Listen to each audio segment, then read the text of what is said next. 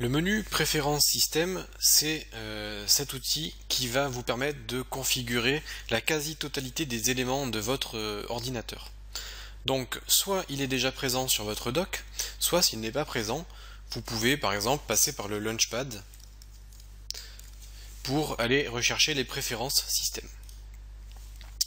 Et là, vous allez avoir l'ensemble des éléments modifiables de votre système. Alors accrochez-vous, il y a pas mal de choses. Je vais essayer de faire un tour rapide mais complet des éléments qui seront utiles pour vous. Donc je vais naviguer dans l'ordre dans tous les onglets disponibles, sauf ceux qui ne nous intéressent pas du tout. Donc on a l'onglet Général. L'onglet Général, ça va vous permettre par exemple de modifier un petit peu l'apparence visuelle de vos fenêtres par exemple.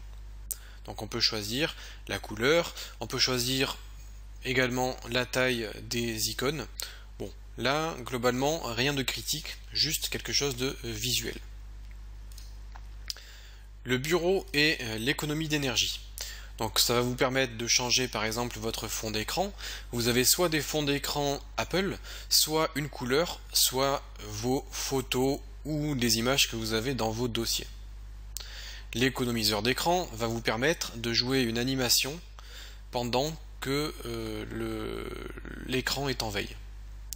Donc moi je n'ai pas spécifié d'économiseur d'écran, du coup j'ai un écran noir. Mais vous pouvez donc sélectionner les effets que vous voulez. Donc le mieux, si vous voulez donc augmenter la durée de vie de votre écran, c'est ne rien mettre, donc laisser tout noir. Et je vais vous montrer comment mettre en veille votre écran après un certain temps d'inactivité. On a le dock. Donc le dock, c'est ce que vous avez en bas. Vous pouvez modifier la taille des icônes, comme ceci. Donc vous pouvez vous mettre en moyen. De toute façon, à partir d'un moment, ça s'arrête. Vous ne pouvez plus agrandir, car cela dépend du nombre d'icônes que vous avez dans le dock. Donc on peut se mettre en moyen, et au plus vous ajoutez d'icônes, au plus ça va se réduire. Et on aura un petit zoom comme ceci. Je vais vous montrer également donc comment faire ce petit zoom qui va vous permettre d'augmenter la taille de l'icône au survol de la souris. Donc pour faire ce zoom, il suffit de cocher agrandissement, et moi je me suis mis au maximum, comme ça va me doubler la taille de mes icônes lorsque je passe ma souris dessus. Vous pouvez spécifier donc la position de votre dock, si vous voulez mettre en bas, à gauche, à droite. Vous pouvez modifier l'effet lorsque vous allez par exemple réduire une fenêtre, donc ça c'est encore du visuel. Vous avez certaines options que vous pouvez donc cocher et décocher. Moi j'ai par exemple coché animer les applications lors de l'ouverture, donc par exemple ici, hop, on a une animation. Donc encore une fois, ça c'est du visuel. On va avoir donc d'autres préférences système. Alors le mission control, tout simplement vous pouvez configurer quelques petits raccourcis. Par exemple F11 et F12. Alors ça va me permettre d'aller rapidement sur mon dashboard ou mon bureau. Et F11 ça me permet de déplacer en fait tous mes logiciels ou de les remettre au premier plan, comme ceci. Ça me permet par exemple d'accéder rapidement à mon bureau.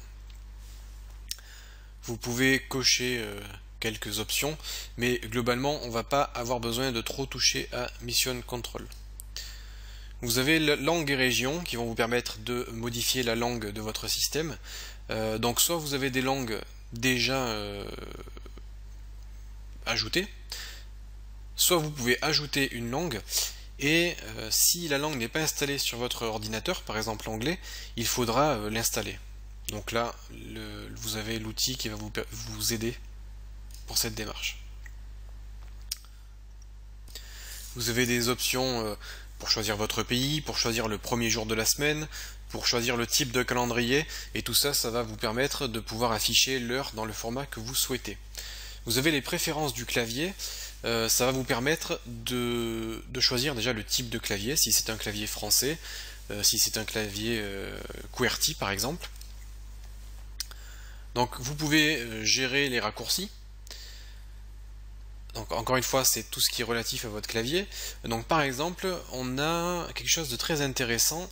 On a par exemple la possibilité d'enregistrer l'image de la zone sélectionnée. Alors en fait, si vous faites commande majuscule 3, ça va faire une capture d'écran. Donc là, je viens de faire une capture d'écran. Hop, voilà, elle est apparue ici. Donc là, j'ai ma capture d'écran. Donc au début, l'image est floue, mais si vous laissez un peu le temps de charger, hop, vous allez avoir une image nette. Donc là, j'ai fait une capture d'écran complète. Si je fais commande majuscule 4, le curseur de ma souris est modifié et je peux sélectionner la zone que je veux capturer.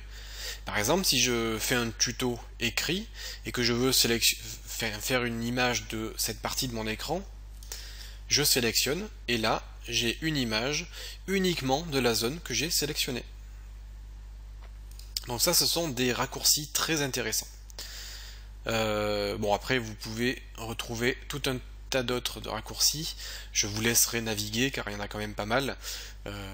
S'il y a quelque chose dont vous avez besoin, vous pouvez soit le retrouver, soit créer votre propre raccourci. Vous avez dans l'onglet texte la possibilité de gérer par exemple l'orthographe, si vous voulez que votre ordinateur corrige automatiquement vos fautes d'orthographe, et vous pouvez spécifier votre propre dictionnaire pour pouvoir remplacer certains mots par d'autres mots.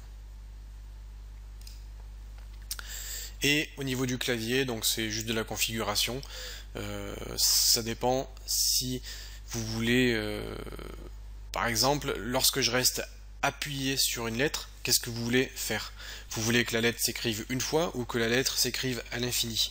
Donc ça, vous pouvez le configurer et vous pouvez aussi définir la durée d'attente entre l'écriture de deux lettres. Je vous conseille de laisser quand même par défaut, sauf dans des besoins spécifiques. Donc on a la sécurité et la confidentialité. Alors, ça va vous permettre de gérer un certain nombre de choses. Par exemple, au niveau de la localisation, si vous ne voulez pas que les navigateurs vous localisent, vous pouvez définir donc des paramètres de sécurité. Vous avez certaines applications comme la map qui ont besoin de connaître votre localisation pour pouvoir vous localiser et vous indiquer un itinéraire. Vous avez des applications qui ont besoin d'accéder à votre liste de contacts, par exemple Skype, et vous pouvez autoriser Skype à accéder à votre liste de contacts afin d'ajouter automatiquement vos contacts à Skype. Vous avez par exemple les paramètres d'accessibilité. Alors par exemple le logiciel de capture que j'utilise peut me permettre de détecter les touches du clavier que j'utilise afin de vous les afficher en fait comme des sous-titres afin que vous puissiez voir les touches de clavier sur lesquelles j'appuie. Alors si vous voulez activer donc cette fonctionnalité, il faut donner l'autorisation à votre logiciel d'accéder à votre ordinateur. Pour cela, je dois donner la permission. Donc je vais cliquer sur le cadenas et je vais devoir entrer mon mot de passe. Maintenant, j'ai la possibilité de modifier les paramètres de sécurité et d'autoriser mon logiciel à accéder à mon ordinateur. Donc là, on a des éléments un peu plus critiques, je vous conseille de ne pas y toucher. Et dans l'onglet Général, vous avez la possibilité de demander un mot de passe. Donc moi, j'ai laissé les paramètres par défaut, et par défaut, mon mot de passe est demandé donc au démarrage de l'ordinateur, mais il est également demandé, comme vous l'avez vu, lorsque je modifie les paramètres de mon ordinateur. Donc pas tout le monde peut modifier les paramètres de mon ordinateur. Et enfin, mon mot de passe m'est demandé lorsque j'installe un nouveau logiciel. Pour installer un nouveau logiciel, il faut mon mot de passe.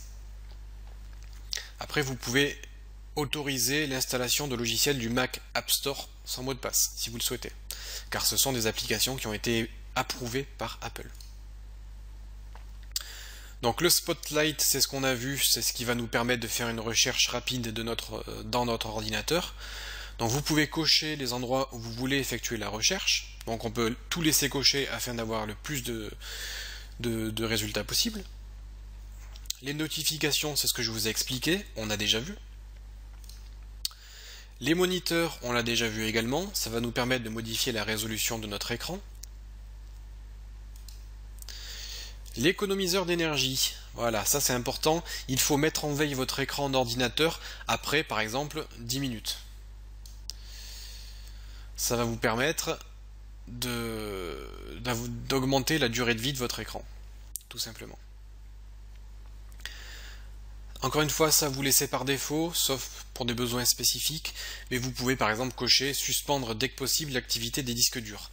Donc ça va vous permettre d'arrêter vos disques durs lorsque votre ordinateur se met en veille par exemple, si vos disques durs ne sont pas en train de travailler.